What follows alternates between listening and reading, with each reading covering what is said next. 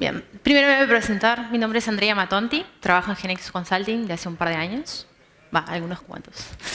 Soy analista de negocios y con una compañera que siempre damos charlas juntas, que se llama Virginia, que está ahí a primera fila, nos hemos profesionalizado en lo que es el análisis de negocios y nos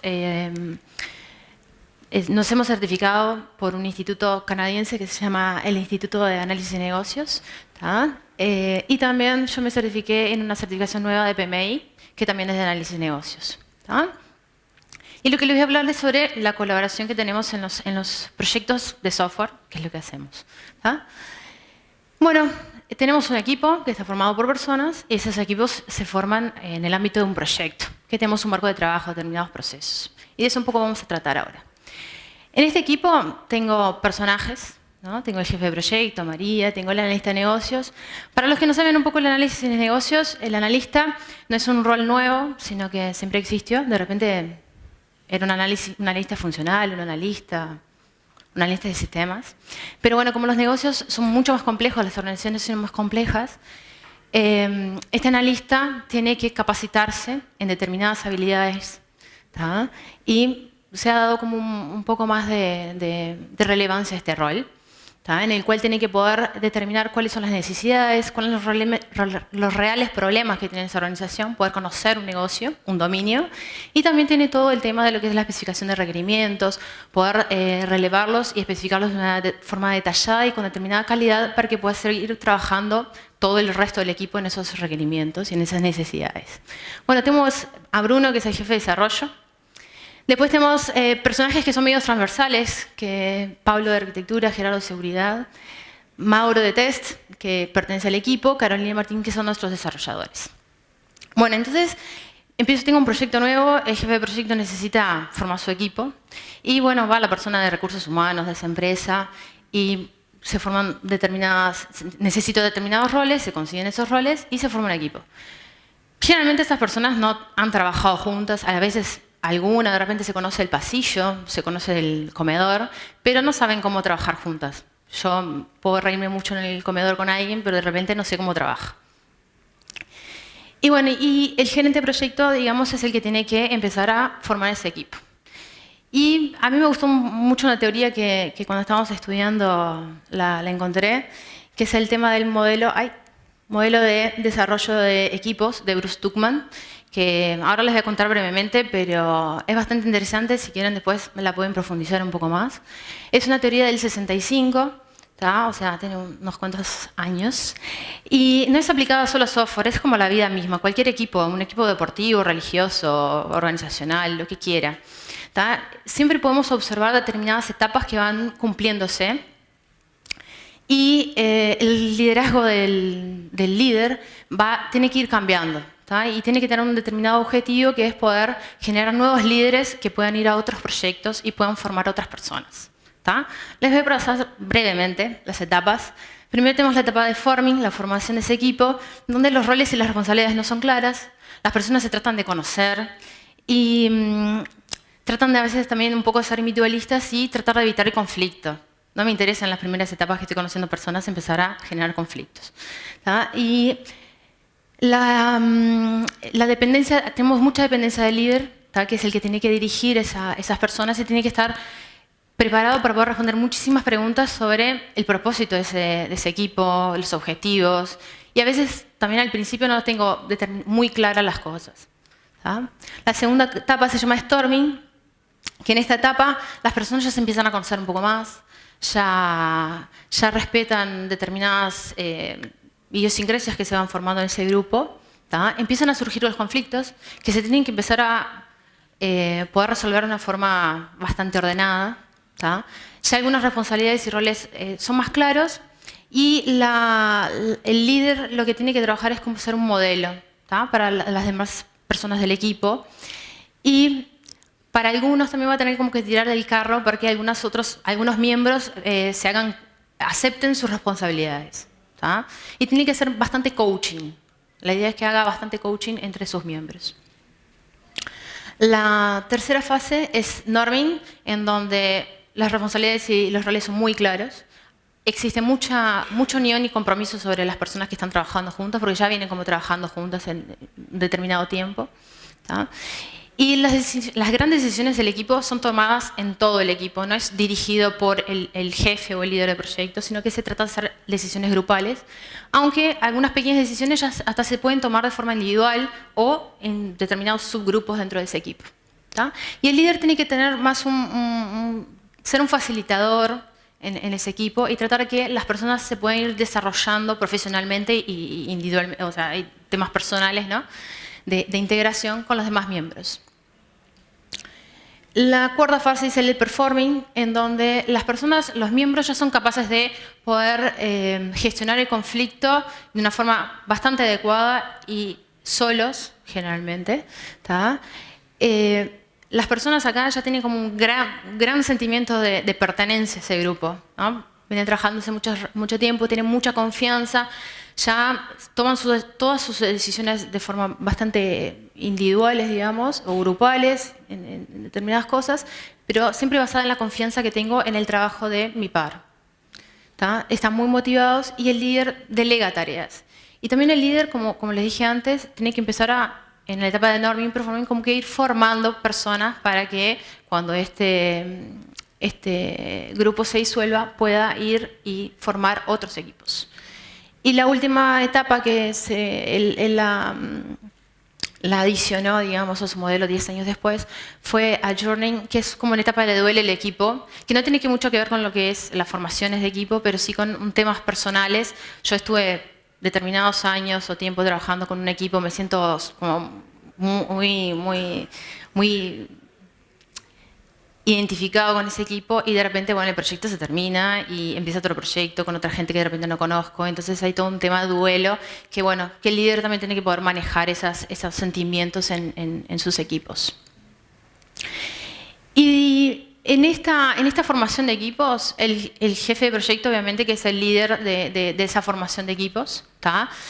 Pero también el analista de negocios es un poco un facilitador e integrador de algunas de esas tareas porque también trabaja con todo el equipo a lo largo del proyecto y es muy importante la colaboración de estos dos roles dentro de lo que es la formación de equipos para poder lograr equipos que trabajen solos, que tengan cohesiones y gran confianza entre sus miembros. ¿Tá? O sea, eso es lo que tratamos de hacer cuando formamos nuestros equipos. ¿Tá? Y bueno, yo hablaba que tenemos un equipo y tengo dentro de GeneXus Consulting un marco de trabajo que de determinadas áreas y no me voy a centrar en el marco de proyecto de GeneXus Consulting, pero sí que yo trabajo en dos proyectos, en uno que trabajo hace más años, 2 años y medio, y es un proyecto en donde muchas personas están hace muchos años, yo entré en la mitad, y como que ellos ya tienen como una forma bastante natural de trabajar, ¿tá? Y hemos podido iterar mucho en las etapas de Performing Norming y poder brindar a nuestro marco de trabajo algunas buenas prácticas, ¿tá? En nuestro ciclo de vida del proyecto. Y un poco de esas buenas prácticas que hemos brindado, otros proyectos también han brindado muchas prácticas de este proceso, pero bueno, yo le voy a hablar ahora esta parte de mi experiencia personal de nuestro grupo, ¿tá?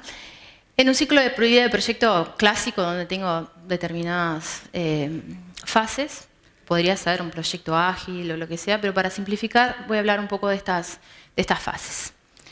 Tengo la etapa de planificación, en donde obviamente el jefe de proyecto es el rol fundamental de esta área, y es en donde él va a construir los planes, el plan de proyecto, los planes subsidiarios, el plan de comunicaciones, la matriz de interesados, el cronograma, todos esos documentos que todos sabemos que se hacen en esa etapa. Y su foco generalmente viene en el proyecto, en lo que es mi triángulo de restricciones, ¿no? Lo que es el tiempo, el costo, el alcance y obviamente la calidad también que necesito para tener mi proyecto. Y también tiene que tener muchas habilidades para poder formar ese equipo, ¿no? Habilidades blandas que no vamos a entrar acá, pero tiene que poder ir desarrollando en su vida, digamos, esas habilidades para poder formar ese equipo. Si no, me va a quedar algo como medio trunco. Una dirección solamente por ser dirección no me sirve, sino que tengo que poder formar personas. Y el analista de negocios lo va a ayudar un poco en esta etapa, ¿tá? Y deberían ser roles complementarios. El analista de negocios lo que tiene es el foco en la solución y en que estemos haciendo la solución correcta para el problema correcto, ¿tá? Y algunas de las actividades de estos dos roles a veces se superponen. Por ejemplo, la matriz de interesados, obviamente que a la analista de negocios le interesa mucho y aporta esa matriz de interesados. También le interesa mucho todo lo que son sus actividades de análisis, poder planificar las etapas de análisis correctamente, las etapas de implementación, las etapas de desarrollo. O sea, le interesa como tener una visión del resto del proyecto. Y se tienen que colaborar. Y algunas veces se trabajan como muy separados. Algunas actividades que, por ejemplo, puede hacer el jefe de proyecto me pueden afectar otras partes de mi proyecto. Por ejemplo, el jefe de proyecto, su foco es el proyecto, y si está de repente un problema en el alcance, tiene que definir otra fase y empieza, bueno, estoy apretado acá y saco esta funcionalidad y la pongo en otra fase. Si no tiene la visión completa de la solución que yo le estoy tratando de brindar al cliente, puede ser que esa pequeña cosita que eligió poner en otra fase de repente me complique mucho, y esa visión la tiene el analista de cuál es la solución que quería brindarle en ese momento y el valor que quiere aportar en ese momento a la organización. Y el analista le puede apoyar. Y lo mismo pasa al revés, o sea, el analista de repente está trabajando en una priorización de requerimientos y, como su interés es la solución, de repente prioriza muchísimas cosas para este momento sin tener en cuenta la visión global del proyecto y los actores, digamos, ¿no? Mis recursos. De repente estoy haciendo cuellos de botellas en determinados recursos porque no sé la visión general que tiene el analista del jefe de proyecto. Entonces la idea es una colaboración en todo momento. Luego, en la etapa de análisis, yo tengo que el analista de negocios va a trabajar muchísimo en lo que es la recolección de los requerimientos, en la especificación, el modelado de esos requerimientos. Y el jefe de proyecto, obviamente, que va a estar ahí para poder dirigir toda esa etapa y también para poder tener una visión. O sea, es muy importante que el jefe de proyecto tenga toda la visión del proyecto, de lo que estoy haciendo y cuál es el alcance que estoy pactando con ese cliente. Y los documentos fundamentales que tenemos acá es la especificación de requerimientos, en donde tengo que definir qué es lo que voy a hacer. No me importa cómo lo voy a hacer, sino qué es lo que necesita el cliente. Tengo que definir el alcance del proyecto y esto va a ser un elemento para validar con el cliente en las etapas del final. Y también a veces tengo redefiniciones de fases, entonces tengo que poder negociar alcances y demás. Y bueno, necesito tener un documento donde tengas exactamente lo que yo necesito hacer. El segundo documento que tenemos se llama solución funcional, en donde definimos cómo vamos a hacer y cuáles son los procesos que va a tener esa empresa o esa área, digamos, en su organización cuando tenga mi solución. Y acá sí me preocupo cómo lo voy a hacer, cómo voy a implementar ese proceso y cómo va a funcionar esa oficina. Bueno, y como todos los proyectos, y me imagino que toda la gente tuvo esos mismos problemas, de que el cliente a veces no le dedica mucho tiempo a validar, ¿no? De repente vos mandas un correo, el cliente, bueno, no lo pudo leer con determinado detenimiento, hemos tenido problemas de repente cuando estamos testeando, bueno, eso no era exactamente lo que yo quería. Entonces, hemos tenido muchas lecciones aprendidas. Y acá les voy a volcar algunas de esos principales puntos que hemos recabado. Uno es tener disponibilidad de nuestro arquitecto, de Pablo y de Gerardo, desde el principio de la solución. A veces puede ser hasta en las etapas de planificación. Pero yo tengo que poder tener los puntos de vista de estos personajes. Digamos. El analista o la persona que esté recabando los requerimientos no sabe mucho a veces poder relevar requerimientos no funcionales. Bueno, cómo era la arquitectura y cómo es la seguridad y qué puntos de seguridad tengo que tener en cuenta o no. En realidad estoy mucho más abocado a lo que son los procesos de mi empresa y no tanto a esos aspectos del proyecto. Entonces, es necesario que mi solución se inicie con esos conceptos. Nos ha pasado que, por ejemplo, empezamos una una propuesta de una ventanilla de pedidos y estábamos muy centrados en lo que era, bueno, que un cliente externo ingresaba un pedido a la página. Eso ya se pasaba después por un proceso de comprobación, de crédito y demás. Y era para el cliente en realidad se puso mucho foco en lo que eran los procesos de crédito internos de la empresa. Y no tanto en lo que era afuera, porque en realidad era muy difícil tratar de entender todas las áreas que involucraban ese proceso de crédito. Y habíamos, bueno, definido una determinada diálogo, digamos, ¿no? Y en ese momento pusimos a Gerardo, que en ese momento era arquitectura y seguridad a la vez. Y en realidad nosotros le empezamos a contar nuestra solución y nos empezó a decir, no, bueno, pero eso en realidad no lo tenés que hacer así. Tendrías que tener un pedido allá y que en realidad el cliente interno cuando necesite controlar algo de su crédito va y busca los datos, entonces así tenés un tema de seguridad, Y en realidad nos aportó mucho y nos cambió mucho de lo que era el diálogo que nosotros ya estábamos empezando a especificar con el cliente. En realidad nos dio una visión diferente de lo que nosotros estábamos pensando, que solamente estábamos pensando en el tema de crediticio que tenía esa empresa. Otro punto es el jefe de desarrollo también. Es muy importante que él esté participando en esas etapas un poco de relevar los requerimientos, porque ellos nos pueden dar otra visión. No me sirve de nada a mí como analista inventar la solución mágica que me demore, que en realidad no sé cuánto demora, una solución mágica, y viene el jefe de desarrollo y me dice, bueno, pero precisás como 3 años más de lo que vos tenías estipulado. No me sirve eso, me sirve conseguir mi solución con varios parámetros. ¿Tá? Y también, por ejemplo, en el proyecto que yo trabajo, tengo un proyecto ya actual, digamos, y voy generando nuevas funcionalidades o nuevas áreas van ingresando a ese sistema, y es muy importante que el jefe de proyecto, como tiene muchos detalles de otras cosas que van funcionando, que yo pueda ir amalgamando todas esas nuevas funcionalidades con el proyecto actual. Y lo mismo pasa con Mauro, ¿tá? Mis testers, que en proyectos en donde ya voy trabajando un tiempo, tienen muchísimo conocimiento de lo que son las casuísticas, esos extremos de casos que yo a veces, de repente en la vorágine de eso, de definir cosas, se nos pueden pasar, y ellos tienen mucha expertise en eso. ¿Tá? Y cuando tengo un proyecto nuevo, también es interesante que la gente de test ya vaya como incorporando, aunque sea alguno, como que vaya tratando de entender el negocio. O sea, van a tener que ser los que hagan los casos de prueba. Entonces, está bueno que ellos ya empiezan a empaparse en lo que es el negocio y en lo que son mis procesos. Y el cliente, ¿no? Eso de mandar el documento al cliente y esperar una aprobación y de repente nunca llega ese correo y estoy esperando el correo y presiono al cliente para que me mande un correo y de repente, bueno, se lo da a leer a otro y el otro le dice que sí, está todo bien. Y nunca se preocupó en leer en detalle el R. ¿Tá? Entonces, nosotros en realidad como una práctica en este proyecto lo que hemos hecho es planificar, le mandamos el correo obviamente con el documento. Después planificamos reuniones medias larguitas, de 2 o 3 horas, como para validar el documento. Y la primera pregunta es, bueno, hola, ¿cómo andan? ¿Leyeron el documento? Y a veces tenés en una reunión, puede ser que tengas el técnico, tenés 2 o 3 personas, algunos leyeron, otros no leyeron el documento porque no pudieron, y dice, bueno, yo te lo leo para la semana que viene. Y hacemos otra reunión. Bueno, pero ahí es como medio complicado. Entonces, en algunos clientes, algunas veces en este cliente hemos dicho, bueno, ahora la reunión va a ser leer el documento. Y leemos el documento, página por página, requerimiento por requerimiento, y ahí en realidad el cliente dice, bueno, sí, yo tenía 2 horas para esto, así que lo puedo hacer. Y lo leemos en detalle, hacemos que el cliente entienda todas las suposiciones, restricciones que tiene esa solución, y nos ha funcionado bastante bien, súper bien en este proyecto, que tenemos como diferentes proyectitos, digamos, en el año. Nos ha servido muchísimo eso, porque a veces el cliente no tenía todo el tiempo, lo leía solo y en realidad se perdía un poco, no entendía la profundidad de los requerimientos, y con esto lo logramos.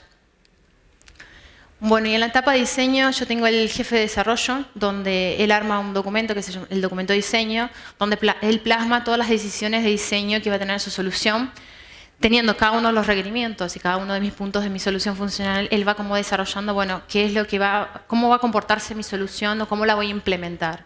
Entonces yo lo voy pensando en una etapa de diseño antes de la implementación, y me ahorro muchísimos dolores de cabeza si empiezo a construir en medio a lo loco sin pensar mucho.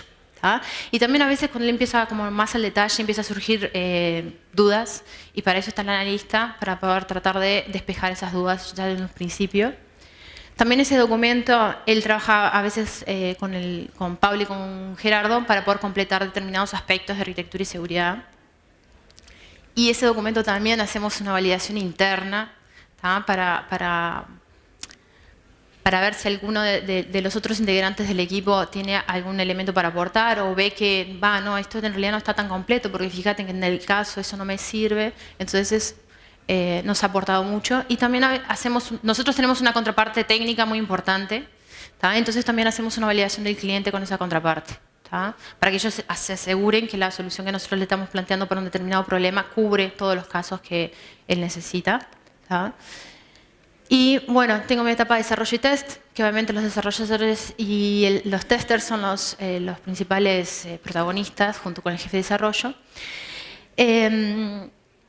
Y en realidad el analista no es un personaje que se va, no especifica los requerimientos y se fue del proyecto y se fue a otro, sino que es un personaje que como que va trabajando junto a codo todos los días con el equipo, despejando cualquier duda que los desarrolladores tengan. Si los desarrolladores se me trancan con un problemita, porque bueno, fíjate que en el caso yo no estaba pensado que y en realidad, bueno, el analista va y se lo trata de resolver mientras él hace otra cosa. ¿Tá? Entonces la idea es poder agilizar nuestros procesos de desarrollo, teniendo un rol que los vaya apoyando.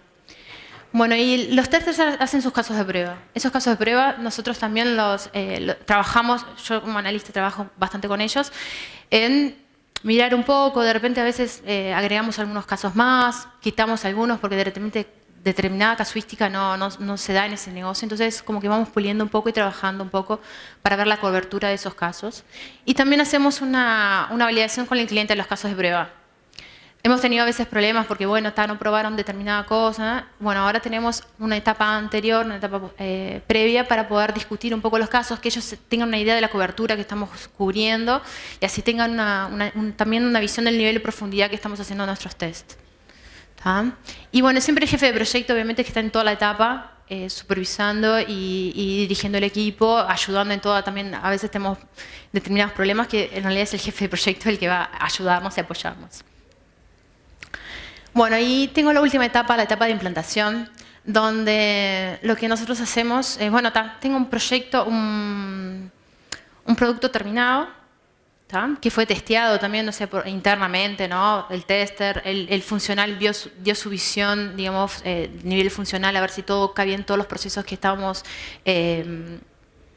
visualizando, ¿no? Al futuro. Tengo un test de aceptación del cliente, bueno, y llego a una etapa de plantación, en donde tengo un documento que es el guión de puesta en marcha, que lo inicia el jefe de proyecto, y después se lo va pasando a todos los actores que tengo en esa implantación. La implantación ahora, los procesos son bastante complejos, y no es que te doy una cajita y instalarla sola y se instala sola mágicamente, sino que tengo, bueno, determinados scripts que tengo que cargar, determinados usuarios que tienen que tener determinados permisos, tienen que haber ejecutados tales procesos. O sea, tengo una serie de pasos y que a veces tengo un orden dentro de esos pasos, tengo responsables, hay tareas que se tienen que ir haciendo en una semana, entonces me tengo que asegurar que tal día todo eso esté ejecutado.